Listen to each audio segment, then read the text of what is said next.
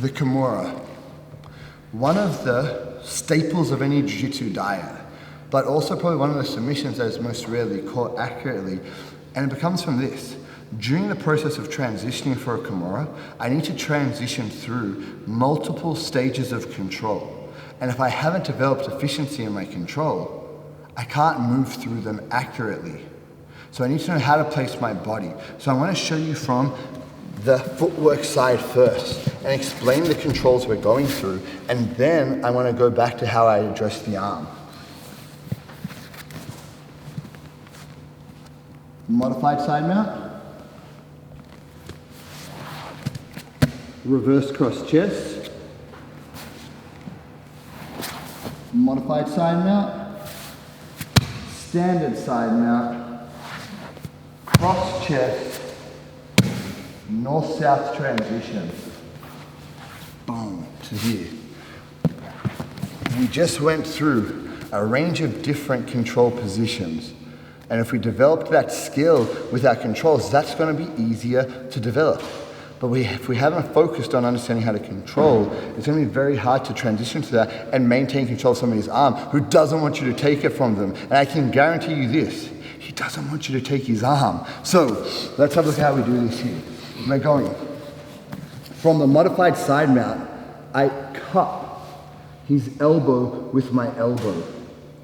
My head is on the torso line, and I switch my base to the reverse cross chest. At this point I have options. Let's rotate. I have options to mount, attack the legs, or the arm. What we're focused on is this Kimura. I catch, middle finger on his wrist, 2 fingers on his palm, 1 finger on his wrist. Now from here, I slide the hand to the ground and my elbow to his hip.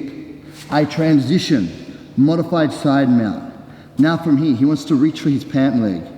He wants to try and bring his leg to his hand. And during that process, I will slide in and catch my wrist. I now have a 90-degree angle. I will rotate my wrist, turn my hip, and sit through to the cross chest position. Step over the head, cut the head, and step my shoulder leg back so I have base. If he wants to bridge, if he wants to turn his shoulders down, I have my seatbelt control right now. Foot and knee over the collarbone, and my hip and my elbow gluing the shoulder to the hip line, always maintaining my seatbelt. Now I can rotate and apply again, and I can rotate because my hips are free to move due to the base I've created underneath my body. When I'm in the modified side mount, I make my transition to the cross chest. If I touch the elbow now, he'll know what's coming and take away my ability. So my head is on the hip line. I turn, and as I land, I smother. And when I smother, my elbow hits, but my forearm comes under the elbow and picks it up.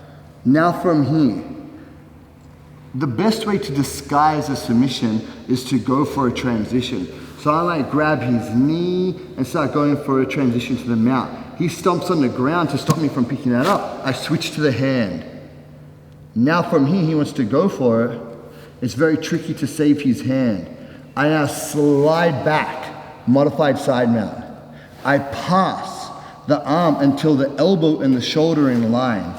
I grab my hand and I can adjust my elbow now from the hip into the rib to maintain this 90-degree position. This is so important you have 90 degrees here because it's going to help you control the arm and control your arms.